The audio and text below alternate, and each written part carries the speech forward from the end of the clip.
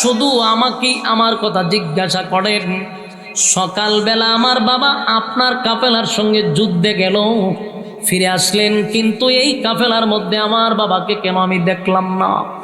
কোথায় আমার বাবা? বলেন সন্ধ্যা হয়ে যাচ্ছে, সূর্যটা লাল লাল হয়ে গেছে গো নবী, বলেন আমার আব্বা কোথায় কোথায়? নবীজি বারবার চোখ দিয়া পানি ছাড়ে। সন্তান নবীর ডাইনে যায় গিয়া বলে, নবী গো,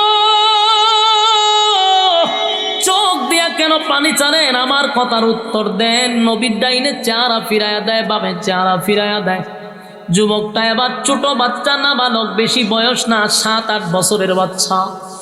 নবীজির পায়ে ধরে বলে, নবী গো, ওই তাকায়া দেখেন সূর্যটা লাল হয়ে গেছে, আমার বাবা যদি এখনো না আসে, বলেন না আমি রাত্রের বেলা কোথায় ঘুমাবো, কার সঙ্গে থাকবো, কোথায় খাইব? আমার বাবা সারা যে পৃথিবীতে আমার কেউ নাই। আল্লাহ নবীর কাছে গিয়া 7 বছরের ছেলে নবীর সামনে গিয়া কান্না শুরু করে দিল, আর বলো, নবী গো, রাত্রে হইলে আমার বাবারে জড়াইয়া দইরা আমি ঘুমাই, আমার মা মারা গেছে, আমার চাচা নাই, আমার আত্মীয় স্বজন কেউ নাই, কেউ নাই।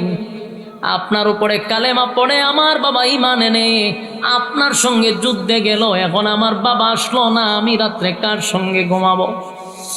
আল্লাহ নবী আর বরদাস্ত করতে পারল না। নবীজি ওই ছোট সাহাবীকে জড়ায়া ধরছে বুকের সাথে। আল্লাহ নবীর দাড়ি ভিজে ভিজে মুক্তার দানার মতো চোখের পানিগুলো পড়তেছিল, আর বলতেছিল, সাহাবী, ছোট্ট এই সাহাবীকে নবী জড়ায়া ধইরা বলে, আমি জানি আমি তোর বাবাকে আর কোনোদিন তোর সামনে এনে দিতে পারবো না রে, কিন্তু বাকি দিনগুলা